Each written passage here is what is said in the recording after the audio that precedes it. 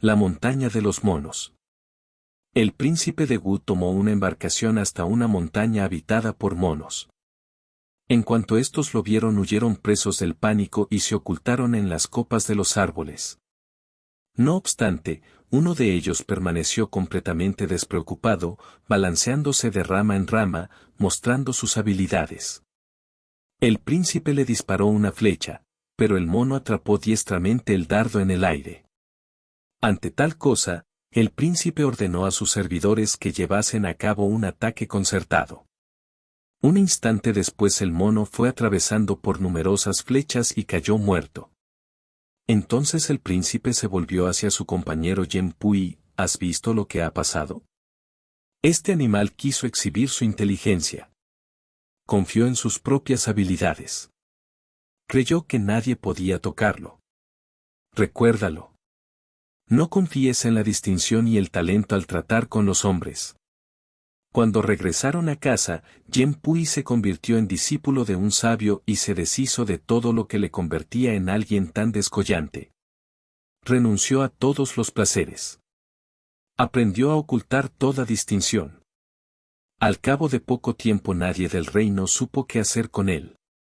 Y por ello fue objeto de su admiración. Esta historia contiene una de las claves secretas más profundas del Tao. El Tao dice que escondas todo aquello que es hermoso en ti, que nunca lo exteriorices, cualquier cosa que sea verdad o valiosa, escóndela, porque siempre que se esconde una verdad en el corazón, crece como una semilla oculta en la tierra.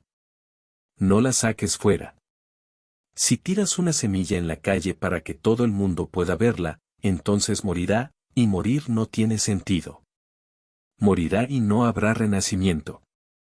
Hay que tratar todo lo que es bello, bueno y verdadero igual que si fuese una semilla. Hay que proporcionarle algo de terreno, un lugar oscuro en el corazón, no hacer ostentación. Pero resulta que todo el mundo hace justo lo contrario, ocultáis todo lo erróneo, no queréis que los demás se enteren. Todo lo feo lo ocultáis, y todo lo bello, aunque no lo sea, intentáis anunciarlo, magnificarlo y mostrarlo. De ahí proviene la miseria, porque lo feo crece y lo bello se pierde.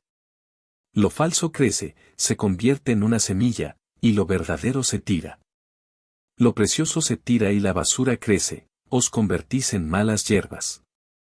En vuestra vida no aparecen flores porque nunca habéis hecho lo adecuado, esconder la semilla de la flor en el interior.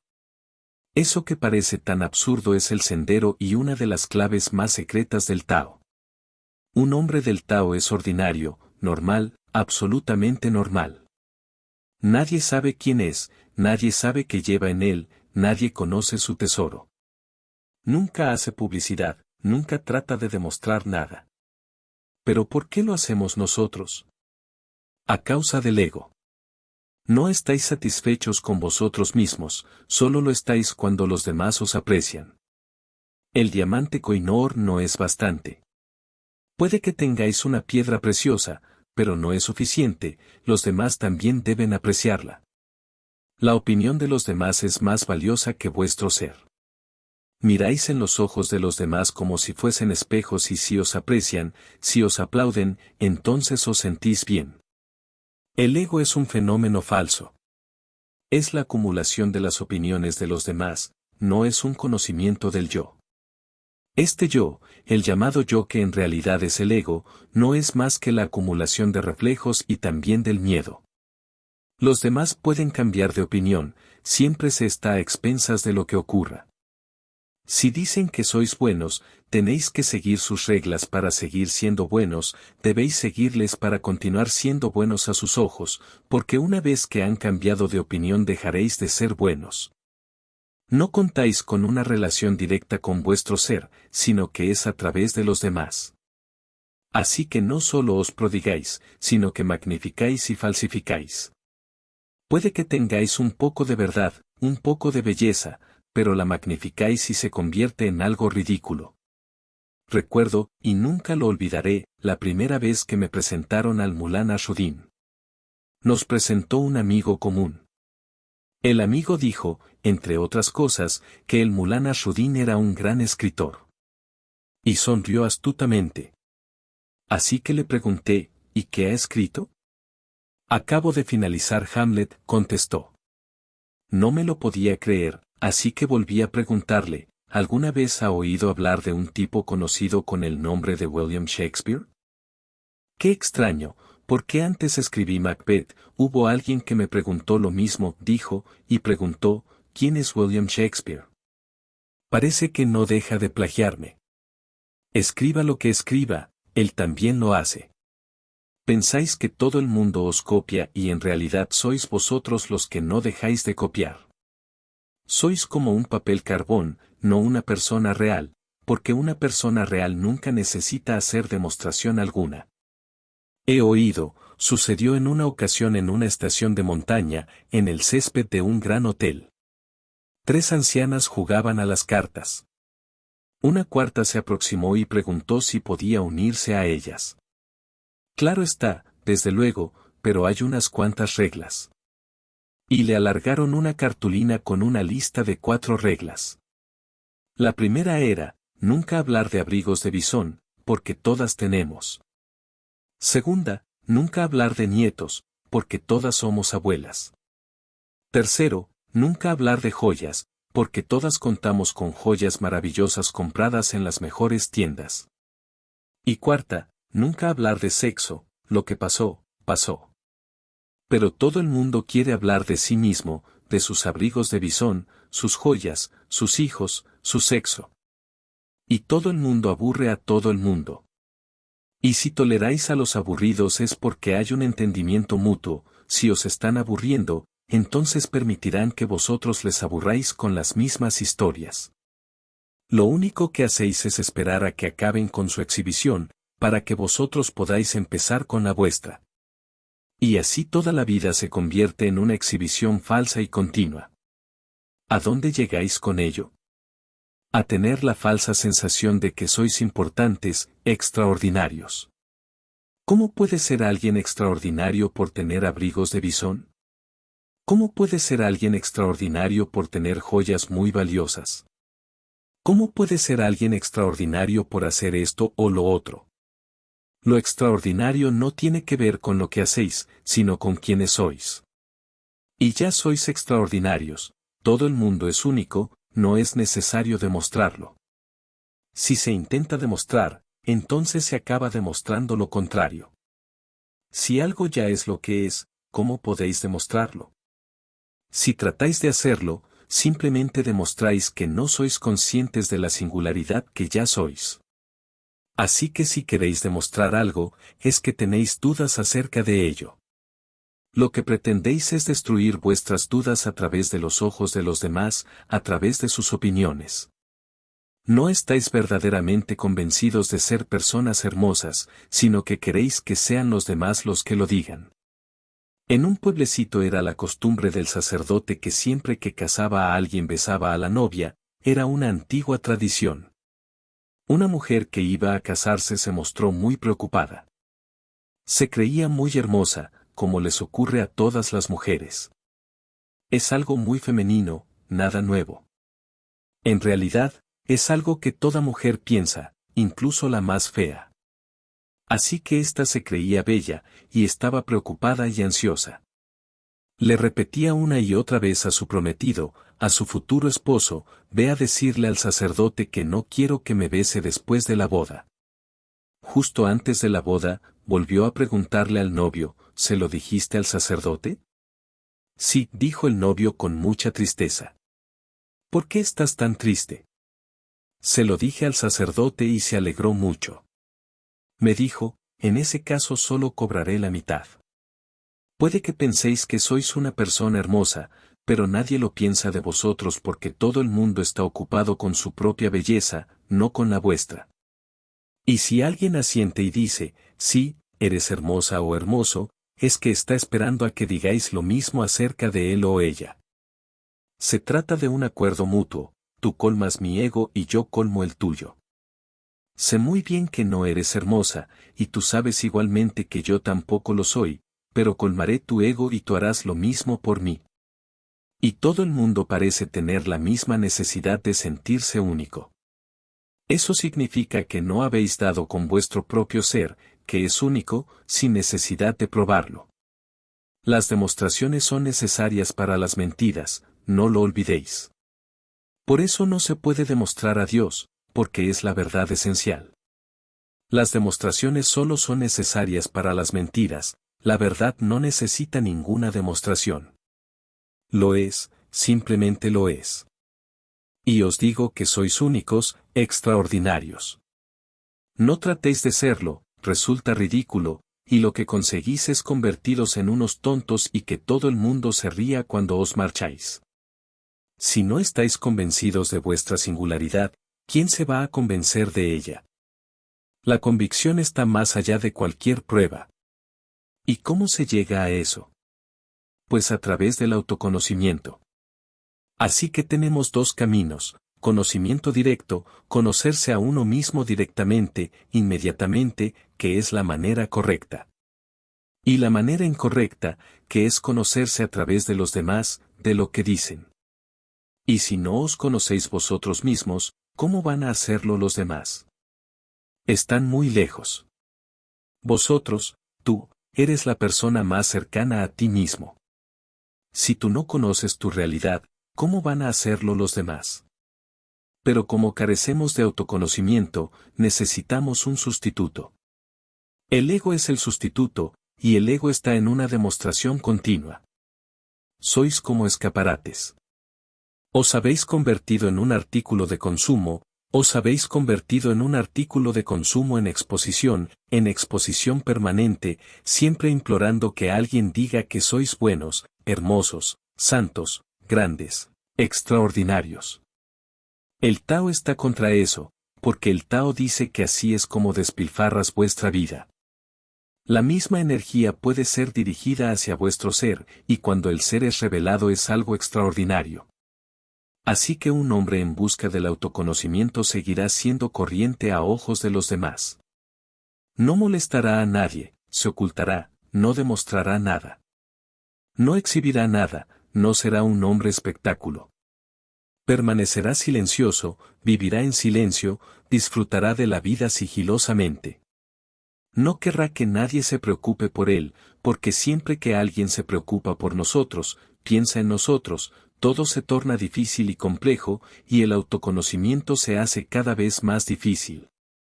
Hay que ir allí solo, y si miras a la multitud, si creéis que la multitud tiene que seguiros, entonces nunca llegaréis. Si vosotros, si tú, eres un exhibicionista, entonces serás un artículo de consumo, una cosa. Nunca podrás convertirte en una persona, porque la persona está oculta en las entrañas del ser. Es la posibilidad más profunda de toda la existencia.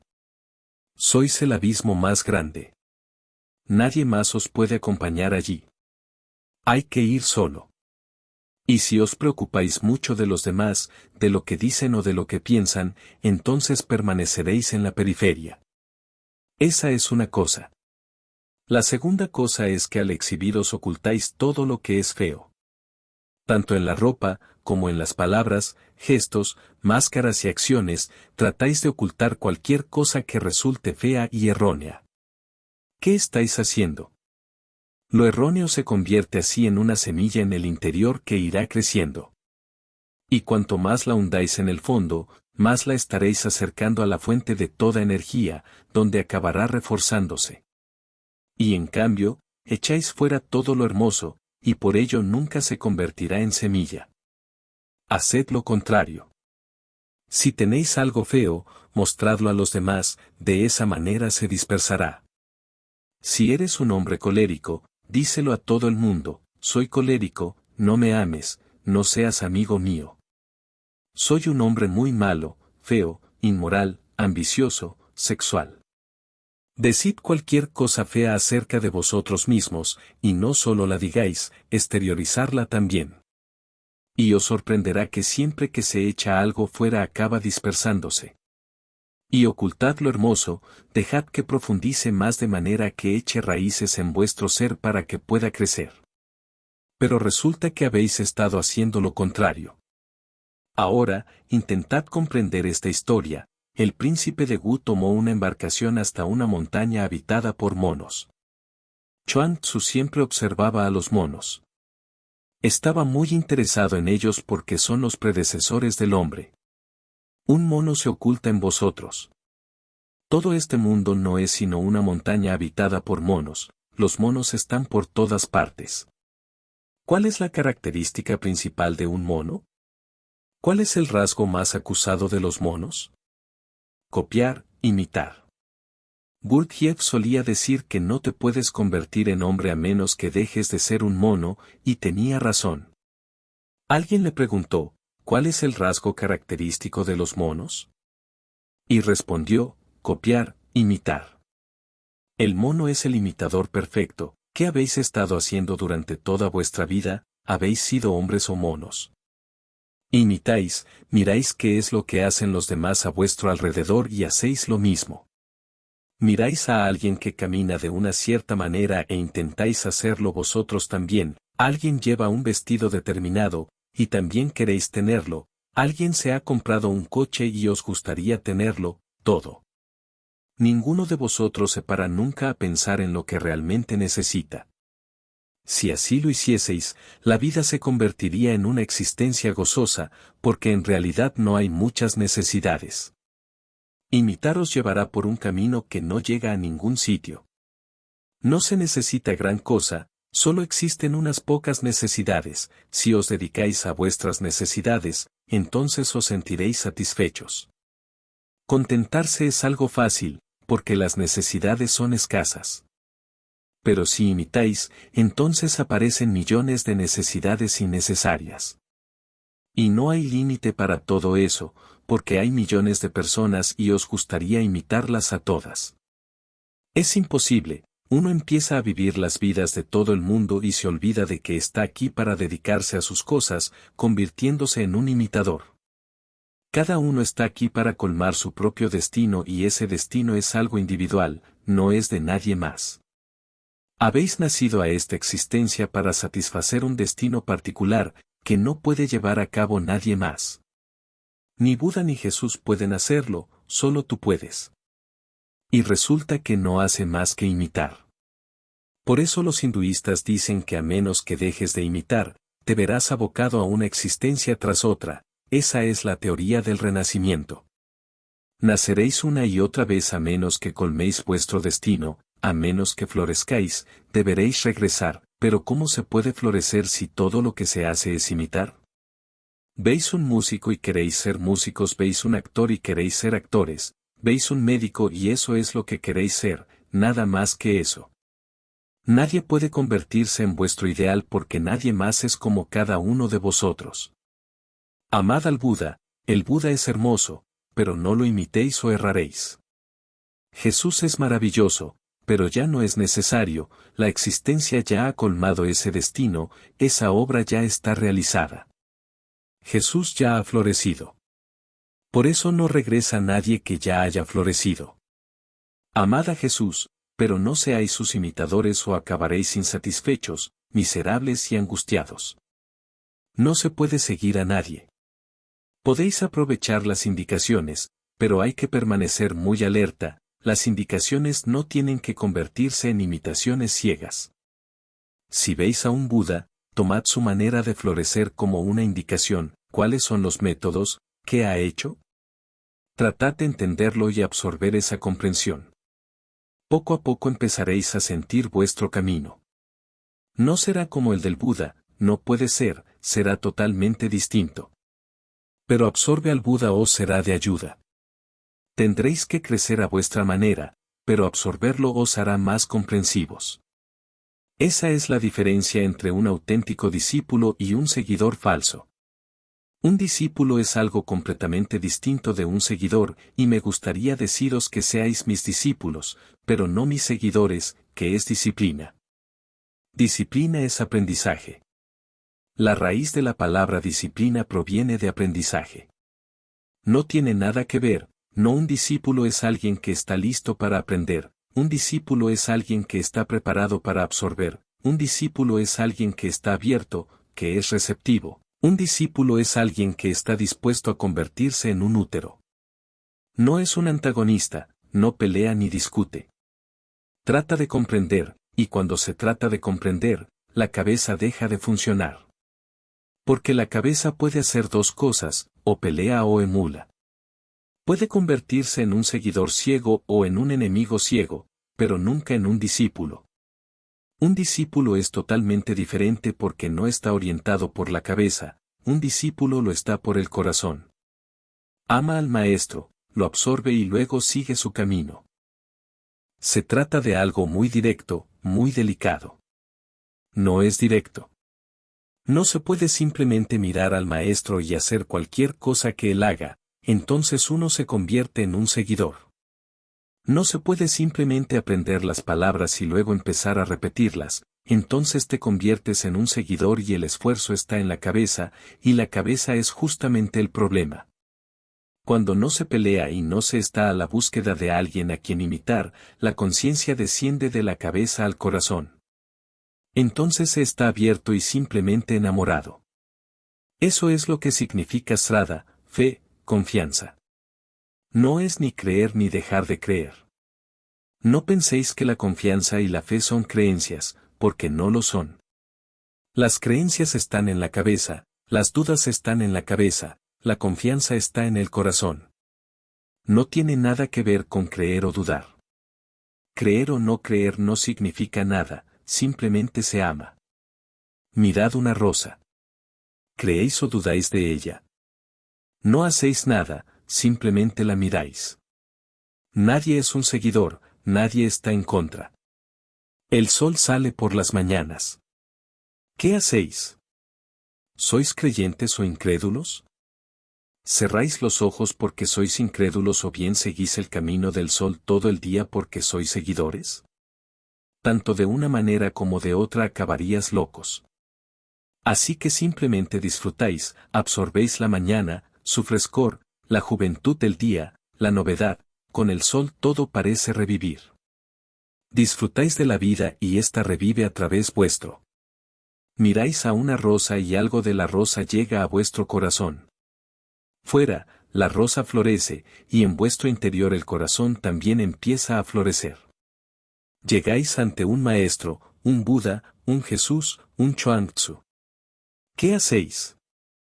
Haced lo mismo que harías con una rosa o con el amanecer, no necesitáis seguir, ni no seguir, solo absorber. Las últimas palabras que Jesús dijo a sus discípulos fueron: comed mi carne y bebed mi sangre, dejad que fluya en vuestra sangre, absorberme. Cuando dijo, comed mi carne, se refería a absorber, a digerir, y entonces contaréis con vuestra propia luz interior. Un maestro auténtico nunca da reglas, da discernimiento. Nunca muestra el camino, nunca dice que este es el camino y que lo sigáis. Simplemente os da la luz y dice: ahora tomad la luz y penetrad en la oscuridad y esa luz os mostrará el camino. Un maestro falso os da un mapa: este es el mapa, no os perdáis, seguid este mapa. Nunca os da la luz. Si contáis con la luz, no hay necesidad de ningún mapa porque hallaréis vuestro propio sendero. Y el sendero de cada uno será diferente porque todo el mundo es diferente. Permitid que esta noción penetre en vuestro corazón: no hay dos personas iguales, no puede ser. La existencia no es repetitiva, ni se agota, la existencia sigue floreciendo a través de nuevas singularidades. Todo el mundo es extraordinario, no hay necesidad de demostrarlo. Si queréis demostrarlo, os convertiréis en un mono, no en un hombre. Dejad de copiar. Copiar es fácil, comprender es difícil. Por eso se copia, porque es fácil, solo hay que seguir una regla. No necesitáis comprender nada. Se da una regla bien definida y se sigue. La gente viene a verme y dicen: denos reglas bien definidas que podamos seguir. Lo que están diciendo es: no vamos a crecer, no vamos a madurar por nosotros mismos. Usted solo tiene que darnos reglas definidas: qué comer, qué no comer, cuándo levantarnos por la mañana y cuándo acostarnos. Ofrézcanos reglas bien definidas que podamos seguir. Queréis convertiros en monos, no en hombres. Un hombre nunca pediría reglas bien definidas, pediría comprensión para poder hallar su propio camino, para así moverse en el mundo. No necesita llevar un mapa, ni brújula. La luz interior le mostrará el camino. Y hay belleza porque existe libertad. Cuando no hay libertad no hay belleza. La servidumbre, la esclavitud, es la cosa peor del mundo. El príncipe de Wu tomó una embarcación hasta una montaña habitada por monos. En cuanto estos lo vieron huyeron presas del pánico y se ocultaron en las copas de los árboles. No obstante, uno de ellos permaneció completamente despreocupado, balanceándose de rama en rama, mostrando sus habilidades. Ese mono debía ser el líder de los monos, una especie del presidente, de primer ministro. ¿Cómo podría huir un líder, igual que el resto de los mortales? ¿Cómo podría un líder, un auténtico líder, seguir el ejemplo de los monos corrientes? Tenía que exhibirse, demostrar su fuerza. De otra manera, se habría quedado sin prestigio a los ojos del resto de los monos. Si quieres seguir siendo un líder, tienes que ser duro. Si quieres ser un líder, hay que demostrarlo. Todos los líderes políticos están siempre demostrándolo, exhibiéndose. Nunca vemos sus auténticos rostros, nadie los ve. Ni siquiera sus esposas e hijos. Son tan eficientes que nadie sabe quiénes son, siempre están alardeando. Se dice que cuando un político dice sí, en realidad significa tal vez, si dice que tal vez, quiere decir que no, y si dice que no es un político. Diga lo que diga, nunca quiere decir lo que dice, sea lo que quiere decir, nunca lo dice. Y a través de un político uno se puede comprender a sí mismo. El líder solo es una imagen aumentada del seguidor, y siempre es fácil ver las cosas en una imagen aumentada. Con una lupa siempre se ve mejor. Está bien tratar de comprender a los líderes de los hombres porque todos ellos son grandes monos. ¿Creéis que sois vosotros los que los seguís? En realidad, son ellos los que os siguen. Un líder es siempre un seguidor de sus propios seguidores porque siempre tiene que estar pendiente de lo que hacen y ¿a dónde van? Debe saber de antemano en qué dirección sopla el viento para poder adelantarse.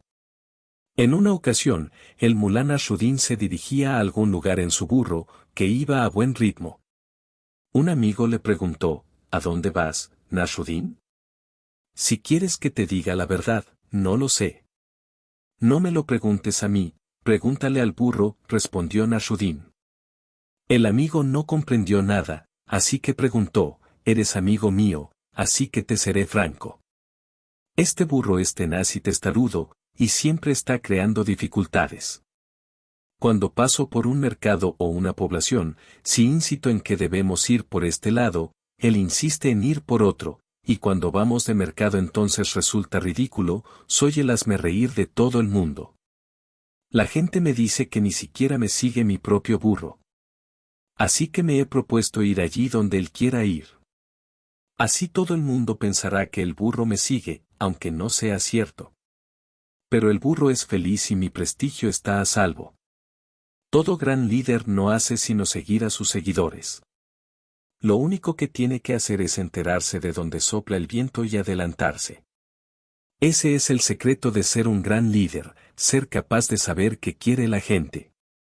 Hay que ofrecerles un eslogan antes de que sean conscientes de lo que quieren, de esta manera te seguirán. Este mono debía ser un líder. Así que tenía que demostrar que no tenía miedo, ni siquiera de un gran príncipe.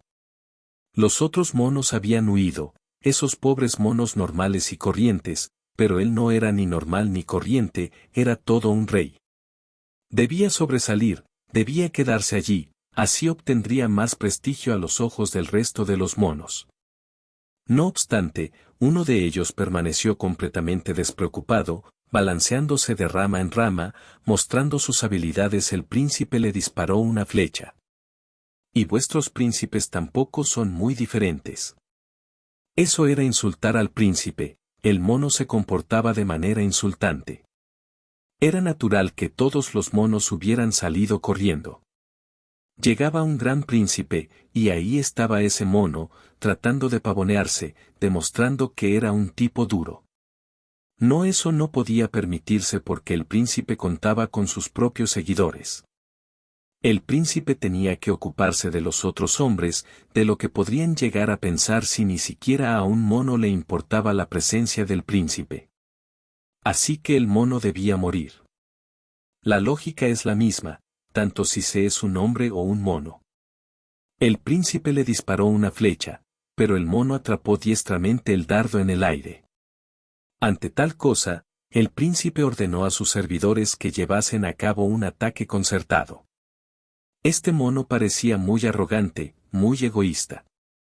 Mirad, el príncipe pudo ver el ego del mono pero no el suyo propio.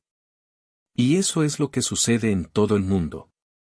En toda relación siempre se ve el ego del otro, pero no el propio, y el otro ve tu ego, pero no el suyo. Esta es una historia escrita por un hombre, si la hubiera escrito un mono, sería totalmente diferente. Imaginad un Chuang Tzu entre los monos escribiendo la historia. Habría dicho que el príncipe era muy arrogante, tosudo y violento, porque el mono no hacía nada erróneo, solo se divertía. ¿Por qué tenía que ofenderse el príncipe? ¿Por qué había decidido que el mono tenía que morir? El príncipe debe haber sido una persona muy egoísta. Intentó matar al mono, y éste solo intentaba defenderse. Si consideráis la historia desde el punto de vista del mono, sería otra, pero la base es la misma y eso es lo que siempre ocurre. Un hombre de sabiduría siempre considera todos los problemas también desde el punto de vista del otro. Son muchas las parejas que vienen a verme, esposa y marido, y que tienen grandes problemas, los más graves, porque son la unidad básica de vida. Demasiada tensión, demasiado ego, demasiada falsedad, para finalmente convertirse en un infierno. Las parejas vienen a verme y siempre les sugiero que se pongan en el lugar del otro al menos durante un día, que la esposa se convierta en el marido y que el marido adopte el papel de la esposa. Que intenten apañárselas así durante 24 horas y luego les parecerá muy fácil comprender al otro. Intentadlo aunque solo sea durante una hora, dialogando como si fueseis el otro y os sentiréis muy relajados. Hay que ser suficientemente flexible como para saber lo que el otro siente en cada momento. El marido llega a casa y dice algo que le parece de lo más normal, pero la esposa se siente ofendida. Él no comprende qué ha ocurrido, no ha dicho nada. Solo tiene que meditar un instante, ponerse en el lugar de la esposa, pensar que se es la esposa y que llega el marido diciendo la misma frase. ¿Cómo se sentiría? De entrada, entendería perfectamente a la esposa, comprendería por qué se ha sentido así. Y si podéis comprender al otro, también podréis entenderos mejor a vosotros mismos. El otro siempre os considera un egoísta. Vosotros nunca lo veis así porque estáis ciegos para con vosotros mismos. El príncipe también estaba ciego. Vio que el mono trataba de exhibirse, pero no puede darse cuenta de que él mismo se sentía ofendido. Que se exhiba, los monos son monos, que se divierta, no está haciendo ningún daño. Solo salta de rama en rama, balanceándose, jugando. Que juegue. ¿Por qué le importaba tanto eso al príncipe? Se sintió insultado, sintió que el mono intentaba decir, no eres nadie, a mí me tienes sin cuidado que vengas. Puede ser un príncipe de los hombres, pero a los monos nos da igual. Y yo también soy príncipe y tú no eres nadie para mí, ¿es que te puedes balancear de rama en rama? Se dice que cuando Darwin descubrió que el hombre provenía del mono, alguien contestó, primero habría que preguntarles a los monos. Yo también soy de la opinión de que si les preguntásemos a los monos dirían que el hombre no es una evolución, sino un descenso del mono. Mirad, los monos son más fuertes, y pueden hacer bastantes cosas que vosotros no podéis hacerlo. Son bastante más felices y disfrutan más de la vida. Así pues, ¿qué habéis ganado con vuestra evolución? ¿Los juguetes mecánicos? ¿Las bombas atómicas?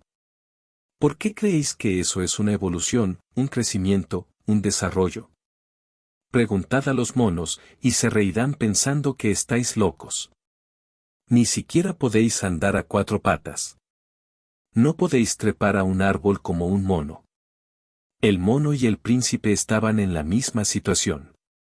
El príncipe le disparó una flecha, pero el mono atrapó diestramente el dardo en el aire.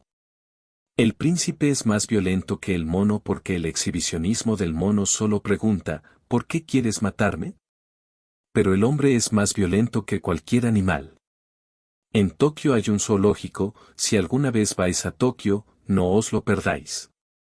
Hay todo tipo de animales salvajes, cientos de jaulas, y hay una última jaula en la que aparece un cartel, el animal más peligroso de todos.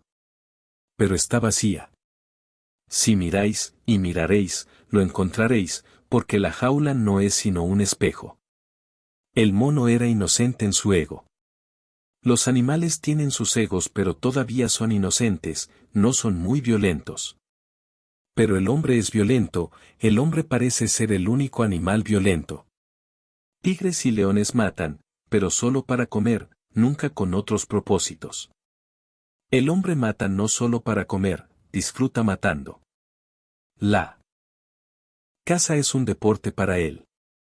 Mata por matar, y ningún animal del mundo mataría a sus propios hermanos y hermanas, ni hablar. Un león no matará a otro león, un mono tampoco matará a otro mono como él. El hombre es el único animal que mata a otros hombres. En todos los animales existe una protección innata, los zoólogos dicen que todo animal cuenta con un mecanismo incorporado para no matar a la misma especie. Pero parece que en el hombre se estropeó algo, mata a su propia especie. En el mundo animal no existe la guerra, aunque los individuos pueden luchar. Los animales comprenden mejor. Si dos perros luchan, más tarde o más temprano, al cabo de pocos minutos, llegan a un acuerdo. El hombre nunca llega a un acuerdo, parece que no se queda tranquilo si no mata. Incluso los perros son más listos. Si dos perros ladran, se enseñan los dientes, saltan sobre el otro, es para exhibición, están tratando de tomarle el pulso al otro, de saber quién es el más fuerte. Es una pelea fingida. Todavía no han empezado, pero no obstante cuando uno de ellos siente que no es lo suficientemente fuerte sabe que luchar no tiene sentido. Así que lo señala con la cola, alto.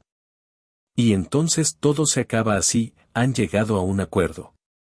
Se ha establecido una jerarquía, el más fuerte acabaría ganando, claro, así que ¿para qué empezar una pelea innecesaria? Solo el hombre se muestra estúpido, el animal más estúpido de todos, porque nunca cree que el débil saldrá perdiendo y que el fuerte ganará. Son matemáticas simples, así que si el fuerte acabará ganando, ¿para qué luchar? No es necesario. Hitler podía ladrarle a Stalin, y Stalin podía ladrarle a Hitler, y ambos podían llamar a sus matemáticos y contar quién tenía más aviones y más bombas. En pocos minutos podrían haber arreglado sus diferencias, solo tenían que hacerlo con la cola. No era necesario empezar una guerra, porque una guerra solo demuestra lo que ya se ha visto de antemano, es decir, quién es el más fuerte. ¿Para qué tanto derroche, para qué tal desperdicio de seres humanos? Pero no, es imposible. Los seres humanos son tan egoístas que incluso el débil se cree que va a ganar. Ningún animal se engaña tanto. Las peleas fingidas están ahí para dilucidar quién es el más fuerte, y luego se acabó. Eso no quiere decir que el perro que baja la cola sea un cobarde.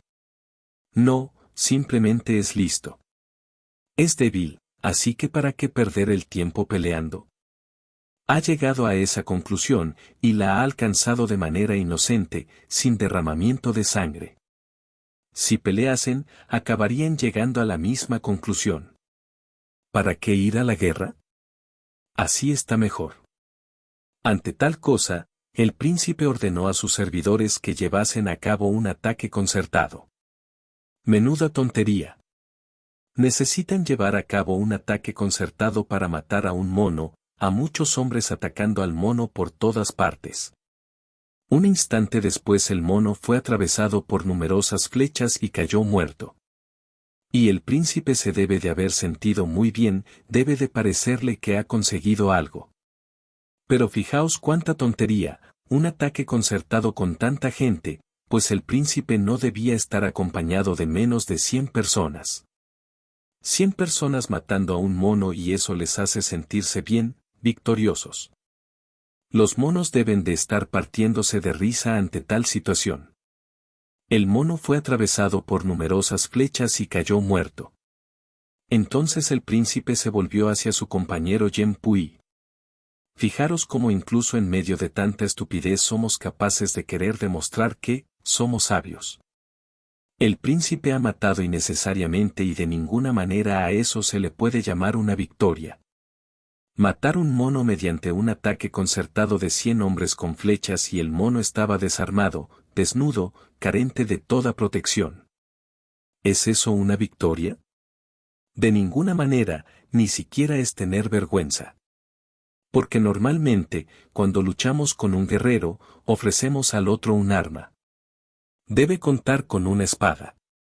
Con la misma protección. Todos ellos estaban protegidos, pero no obstante mataron a un animal inocente. El príncipe es un estúpido, pero fijaros en su consejo. Incluso en nuestra estupidez somos capaces de creernos listos. ¿Qué dijo? Le dijo a su compañero, Yen Pui, ¿has visto lo que ha pasado? Este animal quiso exhibir su inteligencia. Confió en sus propias habilidades. Creyó que nadie podía tocarle. Recuérdalo. No confíes en la distinción y el talento al tratar con los hombres. Este es uno de los puntos más sutiles que conviene comprender. Siempre nos las pintamos para aconsejar a los demás, pero cuando estamos en la misma trampa, con los mismos problemas, en la misma crisis, ya no somos tan listos.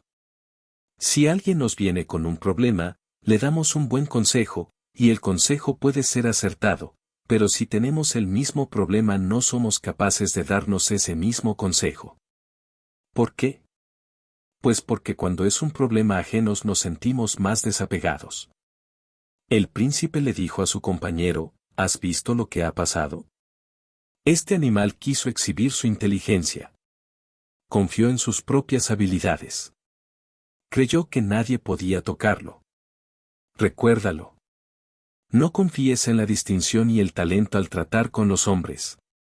Veía la estupidez del mono, pero no la suya propia. Y me parece a mí que su estupidez era bastante más gorda que la del mono. Él también había exhibido su destreza, también había demostrado su talento, y no solo frente a los hombres, sino también ante los monos. Exhibió quién era, no era un hombre normal y corriente, era un príncipe extraordinario. No era un mortal común. Y encima le da un consejo a su amigo, no confíes en la distinción y el talento al tratar con los hombres. Pero tenía razón. Y resulta que, como ocurre en tantas ocasiones, ese amigo aceptó el consejo y todo su ser quedó transformado. El príncipe siguió siendo el mismo. Así que si tenéis capacidad para aprender, también podéis hacerlo de los estúpidos. Si no podéis aprender, ni siquiera servirá la presencia de un Buda, porque no aprenderéis nada. Y a veces resulta que la gente que os aconseja sigue siendo la misma. Pero si vosotros podéis aprender, entonces podréis transformaros. A veces los maestros se quedan atrás y los discípulos se mueven más rápido y alcanzan la meta. Que puedas ofrecer un buen consejo a los demás no quiere decir que hayas penetrado esa verdad. Eso está bien. El consejo es estupendo y el Tao dice lo mismo. El Tao tiene la misma enseñanza, pero no con la misma mente que el príncipe. Chuang Tzu ha puesto la enseñanza en boca del príncipe, pero el príncipe es como un erudito, como un pandit, que conoce las palabras pero que no las ha realizado. No es una experiencia viva, solo doctrina. El príncipe debe de haberlo escuchado en alguna parte, de alguna fuente taoísta, porque esta es una de las claves. ¿Has visto lo que ha pasado? Este animal quiso exhibir su inteligencia. Confió en sus propias habilidades. Creyó que nadie podía tocarle. Recuérdalo. No exhibáis, no demostréis nada, sino, causaréis y provocaréis problemas innecesarios. Puede que os impliquéis tanto en ello que acabe causando vuestra muerte. No confíes en la distinción y el talento al tratar con los hombres. Este consejo salió de boca del príncipe. El amigo era realmente un hombre sabio porque no le preocupaba si el príncipe practicaba lo que decía. Y en la vida no debéis preocuparos, basta conseguir el consejo y transformarse, pero resulta que os preocupáis. ¿Qué sentido tiene pensar en las botellas? Dejadlas en paz, y tomad el contenido. ¿Qué sentido tiene interesarse por el contenedor? Prueba el contenido, y si es bueno, olvídate del continente. El príncipe estaba en la misma situación que el mono, incluso peor, pero pronunció uno de los secretos de las enseñanzas taoístas. Puede haberlo leído, se lo pueden haber enseñado, y de repente la situación provoca que lo exponga. Así que le dice a su compañero, no demuestres nada, no te conviertas en un exhibicionista. O tendrás problemas. Y no confíes en la distinción y el talento al tratar con los hombres. ¿Por qué? Porque todo hombre es un egoísta. Si dependes de tu talento, acabarás teniendo problemas porque te crearás enemigos. Si dependes de la distinción, te buscarás problemas porque te harás enemigos a diestro y siniestro. Nadie quiere que seas superior a ellos. En una ocasión el mulán Nasruddin vino a verme, muy excitado. Me dijo, tiene que ayudarme. ¿Qué sucede? Le pregunté. Me siento fatal, es horrible. Hace poco he desarrollado un complejo de inferioridad. Ayúdeme. Haga algo. Explíqueme algo más. ¿Por qué está desarrollando un complejo de inferioridad? Le dije. Desde hace poco estoy sintiendo que todo el mundo vale tanto como yo. Siempre que demuestras tu talento estás demostrando que el otro no es lo suficientemente bueno, y por ello se ofenderá. Recuerda que el príncipe se ofendió solo porque el mono se balanceaba en los árboles. Si pones de manifiesto tu distinción, si dices que eres algo, si tratas de demostrar tu talento de manera sutil, todo el mundo se sentirá ofendido. Y no podrán perdonarte, se tomarán la revancha. Las masas se vengan de todos los hombres distinguidos. Puede que Jesús fuese crucificado porque las masas no pudieron tolerar su superioridad, y eso que era superior. No pudieron tolerar a este hombre de calidad. Era extraordinario y por eso tuvieron que matarlo. Atenas no pudo soportar a Sócrates. Era extraño, una de las mentes más singulares jamás nacida, tan penetrante que nada podía comparársele. Atenas no pudo tolerarlo, todo el mundo se sintió ofendido. Chuang Tzu dice, no confíes en la distinción y el talento al tratar con los hombres. Permanece oculto. Hay que recordar que ningún maestro taoísta ha sido crucificado o envenenado. Nunca. Porque no confían en el talento. Nunca dicen que son diferentes del resto. Nunca dicen que son más elevados, más divinos, más santos. No, nunca dicen nada. Se comportan de una manera que hace que todos los que están a su alrededor se sientan superiores. El mismo Chuang Tzu vivió una vida normal y corriente, una vida tan estupenda que nadie sospechó que era un hombre de dimensiones extraordinarias. Cuando pasaba por los pueblos, estos ni siquiera se percataban de su paso. En una ocasión un emperador oyó hablar de Chuang Tzu, y el rumor decía que era un hombre muy sabio. Así que envió a su primer ministro a buscarlo. ¿Pero dónde encontrarlo? No tenía hogar, ni dirección, era un vagabundo. Chuang Tzu solía decir que cuando uno se queda en un sitio es difícil esconderse, y que la gente empieza a sospechar. Como tienes algo, la gente sospecha, y se van haciendo conscientes. Así que lo mejor es dejarlos antes de que se hagan conscientes, o acabarás teniendo problemas. Por ello vagaba de un lado a otro, sin dirección, sin hogar. ¿Dónde se le podía encontrar? Pero lo intentaron, cuando el emperador lo ordena, hay que hacerlo. Preguntaron a muchos maestros taoístas, ¿dónde podemos encontrar a Chuang Tzu? Les respondieron, eso es muy difícil, nadie lo sabe. Se mueve como el viento, es un misterio, como una nube, con paradero desconocido. Pero podéis intentarlo, y si algún aldeano dice que conoce a un hombre totalmente normal y corriente, entonces atrapad a ese hombre, porque puede que sea Chuang Tzu. Y así fue como lo hallaron. En una aldea hubo gente que dijo, sí, hay un hombre que acaba de llegar a este pueblo, un hombre normal y corriente. No hay hombre más corriente que él. Cuando preguntaron dónde estaba, les dijeron, pescando en la orilla del río. Así que fueron a ver a Chuang Tzu. El emperador pregunta por ti, y te hemos estado buscando. ¿Vendrás con nosotros a la corte? ¿Querrás convertirte en un miembro del consejo consultivo del rey? Le preguntaron. Esperad, y dejadme pensarlo, les respondió Chuang Tzu. Y al día siguiente, cuando regresaron en busca de la respuesta, ya no estaba en el pueblo, había escapado. La gente había sospechado, empezaban a saber. Un hombre del Tao se mueve sin identidad. ¿Por qué? Porque si mostráis talento la gente no puede perdonaros. La gente solo puede perdonar a los estúpidos, pero no a los sabios. Por eso crucificaron a Jesús, por eso lo envenenaron a Sócrates. Ante un Jesús o un Sócrates uno se muestra inferior. ¿Cómo perdonarlos? Es natural, y por eso organizaréis un ataque concertado. Todos haréis un ataque concertado para acabar con un hombre. Entonces os dará la impresión de que os habéis quitado un peso de encima. Un Jesús es tan exquisito, que si se pone a vuestro lado os hará sentir inferiores, tiene que esconderse. Esta enseñanza es muy básica. Así se lo dijo el príncipe a su compañero, Yen Pui. Cuando regresaron a casa, Yen Pui se convirtió en discípulo de un sabio y se deshizo de todo lo que le convertía en alguien tan descollante. Renunció a todos los placeres. Aprendió a ocultar toda distinción.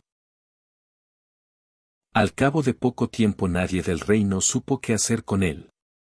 Y por ello fue objeto de su admiración. Muchas cosas, este hombre, Yen Pui, era realmente sabio. No se preocupó acerca del mensajero. No le importaba el vehículo, se limitó a tomar el mensaje. Recordad, vosotros siempre os preocupáis por el vehículo. Si os digo algo, empezáis a preocuparos acerca de mí, de si soy de fiar, de si he realizado lo que os digo. Primero tenéis que convenceros de mí, pero eso es imposible. Fijaros en lo que os estoy diciendo, comprendedlo y olvidaros de mí por completo. Si lo he realizado o no, es asunto mío, pero no vuestro. ¿Por qué os ha de preocupar tanto?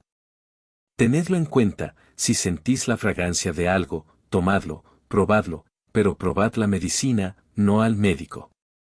No os preocupéis por el médico, preocuparos por la medicina, porque al fin y al cabo será la medicina la que os cure. Y si es posible hallar la medicina adecuada incluso en manos de un matasanos. Lo contrario es asimismo posible, hallar la medicina equivocada en un doctor de verdad. Lo real, lo auténtico es la medicina. Este hombre, Yen Pui, debe haber sido un hombre muy sabio e inteligente, de otra manera, habría pensado, este príncipe está loco.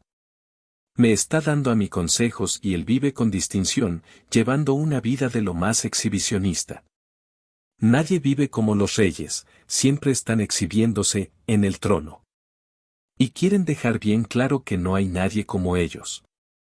Crean una distancia con los mortales ordinarios, una brecha. Uno no puede ir y apoyar la mano en el hombro de un rey. Ah, no. Se sentiría ofendido. ¿Qué estás haciendo? ¿Estás queriendo decir que eres igual que yo? Morirías si lo hicieses. Se dice que Hitler nunca permitió que nadie le pusiera la mano en el hombro. Nunca. Ni siquiera un amigo. Nadie podía utilizar su nombre, Hitler, tenían que llamarle Führer. A nadie se le permitía utilizar su nombre porque eso habría sido demostrar amistad. Nunca amó a ninguna mujer, porque es muy difícil amar a una mujer y no convertirla en tu igual, es imposible. Y las mujeres son demasiado inteligentes y astutas, si las amas no solo intentarán ser iguales, sino que probarán a ser superiores, y pueden demostrarlo. Nunca amó a ninguna mujer. Tuvo algunas relaciones, pero nunca una relación amorosa, solo sexual. Y trataba a la mujer como a una sirvienta, no solo como a una sirvienta, sino como a una esclava. Vivió con una mujer durante muchos años, y un día tuvo lugar un pequeño incidente. La mujer quiso ir a ver a su madre, la madre estaba enferma en un hospital, y Hitler dijo que no. Era muy dictatorial, si decía no, era que no. La mujer pensó que no iba a discutir el asunto, así que cuando Hitler se fuese a la oficina, ella podría ir a ver a su madre y regresar. Ningún problema. Así que Hitler se fue a la oficina. La mujer se marchó a ver a su madre y regresó a casa antes que Hitler. Cuando éste llegó preguntó en la puerta si su novia había salido. Lo había hecho. Preguntó si había ido al hospital. Luego entró en casa sin preguntar nada y la mató, le pegó 2 tiros inmediatamente. ¿Qué clase de amor es el que solo puede tolerar la existencia de esclavos? El amor os iguala. Una persona egoísta no puede amar, porque el amor iguala. Solo hay 2 fuerzas que igualan, una es el amor y la otra la muerte. Cuando amáis a una persona os convertís en un igual a esa persona. Y si realmente amáis, en ese momento de amor sentiréis que toda la existencia es idéntica, nadie es inferior y nadie es superior. Todo el mundo es único, diferente, pero nadie es inferior, ni superior.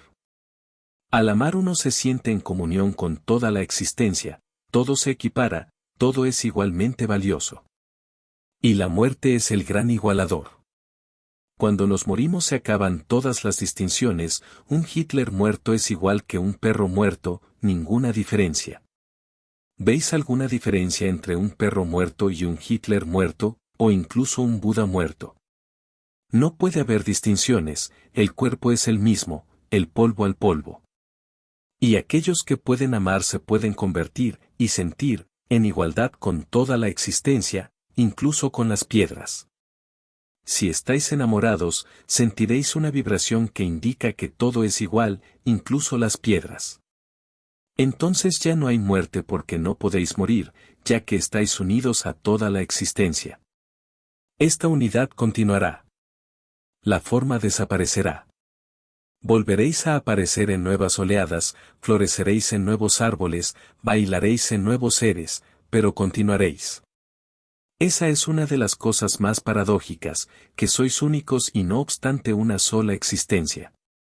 Esta paradoja no puede ser explicada, tenéis que experimentarla. Sois únicos y no obstante uno con la existencia. Cuando regresaron a casa, Yen Pui se convirtió en discípulo de un sabio.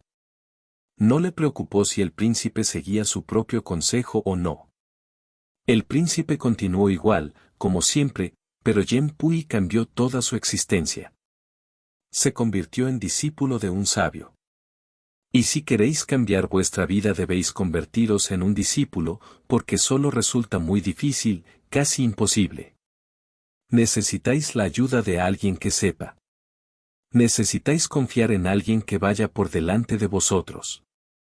Disciplina significa aprender de alguien, rendirse a alguien, ser receptivo a alguien, no significa seguir e imitar, sino absorber su comprensión de manera que se ilumine vuestra luz interior, acercarse a una llama encendida para que pueda encenderse la vuestra.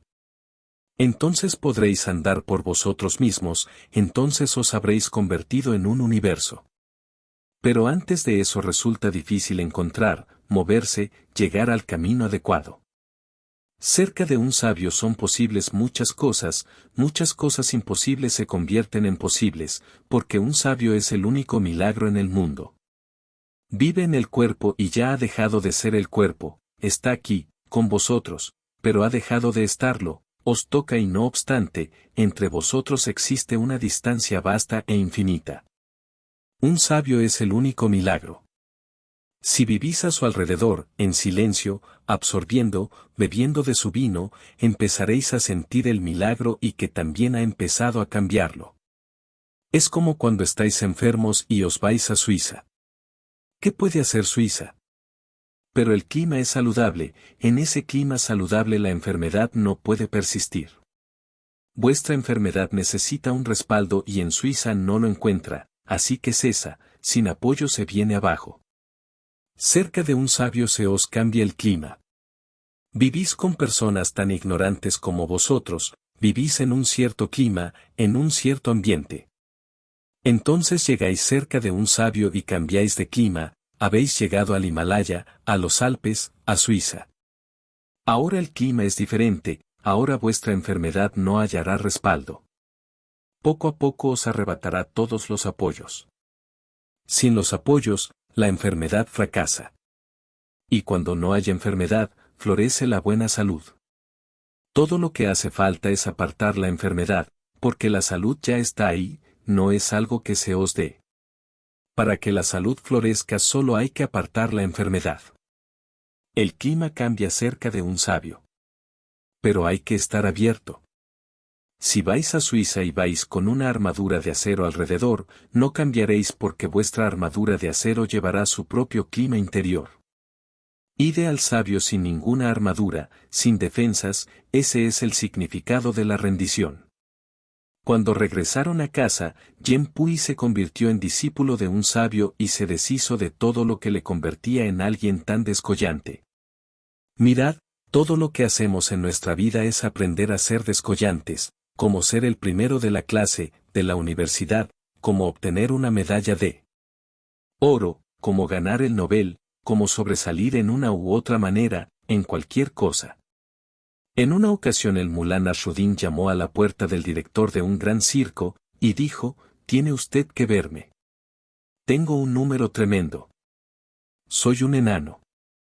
El director miró a Nasruddin, que medía 1,90 m, y que aseguraba, «Soy un enano». ¿Pero qué dice? A mí me parece que casi mide 1,90 m. Dijo el director. Sí, es cierto. Soy el enano más largo y alto del mundo, concluyó Nasruddin. La mente busca maneras y medios para sobresalir. Si no se puede ser nada más, al menos se puede ser el enano más alto, pero hay que ser algo, alguien. Toda la educación, la cultura y la civilización nos enseña a ser alguien, a sobresalir, y el Tao dice, no sobresalgas, abandona todo lo que es descollante, sé ordinario, sé simple. Lo sencillo es lo adecuado, ser normal y corriente es lo adecuado, porque para ser corriente hay que ser sencillo. Si quieres ser extraordinario, sobresaliente, entonces siempre estarás intranquilo y tenso porque siempre habrá que demostrar algo. Hay que convencer a los demás, y toda tu vida será pura indecisión. Y la indecisión siempre llega acompañada de un titubeo interior, de un temblor. Y Pui se convirtió en discípulo de un sabio y se deshizo de todo lo que le convertía en alguien tan descollante. Renunció a todos los placeres. Aprendió a ocultar toda distinción. Al cabo de poco tiempo nadie del reino supo qué hacer con él. Y por ello fue objeto de su admiración. Y el Tao dice que cuando nadie sabe qué hacer contigo, cuando eres tan corriente que nadie sabe qué hacer de ti, que nadie sabe para qué sirves, cuando no se te puede utilizar para nada, de tan corriente que eres, sin talento alguno, entonces, dice, se revela el auténtico misterio a través de ti. Entonces te conviertes en un gran misterio. Cuando no puedes ser utilizado te conviertes en divino. ¿Cuál es el significado? Siempre que te usan, te conviertes en una cosa, cuando no puedes ser usado, te conviertes en persona. Una persona no tiene utilidad alguna. Si alguien te pregunta quién eres, respondes, soy médico. ¿Qué quiere eso decir? Significa que la sociedad te está utilizando como médico. Es una función, no una personalidad. No es tu persona, ni tu ser, es una utilidad, la sociedad te utiliza como doctor.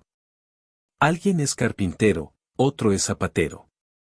¿Es eso vuestro ser, o solo una utilidad de la sociedad? La sociedad os está utilizando como una cosa, y cuanto más valiosa es vuestra utilidad, más os valora la sociedad. Pero si abandonáis todos vuestros talentos, si os convertís en alguien tan corriente que nadie sabe qué hacer con vosotros, que nadie puede utilizaros, entonces estaréis más allá de la sociedad. Ya no seréis una cosa, os habréis convertido en una persona. Y eso no significa que no vayáis a hacer nada, lo haréis, pero nadie os utilizará. Lo haréis por vosotros mismos, será vuestro florecimiento.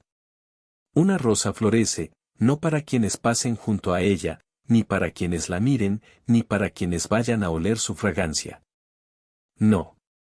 Florece por sí misma. Un hombre del Tao florece por sí mismo. Es como una rosa, no es un servicio público. Pero un hombre que nunca ha conocido a su ser más interno siempre es como una cosa, siempre está como en el escaparate de una tienda, siempre a la espera de que llegue alguien y utilice sus certificados, distinciones y talentos, siempre gritando, venid y utilizadme, convertíme en algo. Soy una cosa muy valiosa, nunca hallaréis nada mejor, venid y utilizadme. Así os pasáis la vida. Y si eso es lo que pedís, entonces os convertiréis en una cosa. Un hombre del Tao abandona toda distinción, quema todos los certificados, destruye todos los puentes, es en sí mismo, se convierte en una flor. Y ese florecimiento no tiene propósito, carece de toda utilidad. Muchos se benefician de él, pero no sucede por ellos, es por sí mismo. Un hombre así ha alcanzado su propio destino. Entonces hay realización. Siendo una cosa siempre os quedaréis sin realizar, porque para eso hay que ser una persona, una auténtica persona. No tenéis que ser una cosa, no hay que ser un marido, porque un marido es una cosa, no hay que ser esposa, porque ser una esposa es tener una utilidad. Solo sed una flor, entonces podréis amar. Pero no hay necesidad de ser un esposo, ni una esposa. Podéis compartir, pero no hay necesidad de anunciarlo. Una flor florece, no necesita ningún tipo de propaganda. Si alguien comparte su placer y felicidad, pues estupendo, si nadie pasa por allí, pues estupendo también. Cuando se florece en sí mismo, todo está bien, nada es erróneo. Cuando se es algo más, se está a la espera en un escaparate etiquetado, valorado, catalogado, anunciado, nunca llegaréis a estar realizados, porque una cosa está muerta, solo las personas están vivas. Estad vivos, sed personas. Y eso es algo que nunca llegaréis a ser si seguís imitando y copiando. Si seguís siendo monos de montaña, nunca seréis nada real, seguiréis siendo lo falso. Descarta toda falsedad, exhibición, demostración. Solo sed, corrientes y únicos, y colmad vuestro destino. Nadie puede hacerlo por vosotros. Podéis absorberme, pero no podéis seguirme. Nunca he seguido a nadie, he seguido mi propio camino. Vosotros tendréis vuestro propio camino. Recorreréis un sendero por el que nadie más habrá transitado y por el que nadie volverá a hacerlo. En el mundo espiritual no quedan huellas, nadie puede seguir nada. Deleitaros conmigo, sed felices conmigo y absorbed. Y eso se convertirá en una luz en vuestro interior, y esa luz os mostrará el camino. Pero no copiéis, no creáis ni seáis incrédulos, no os dejéis orientar por la cabeza. No seas un mono. Sé un hombre.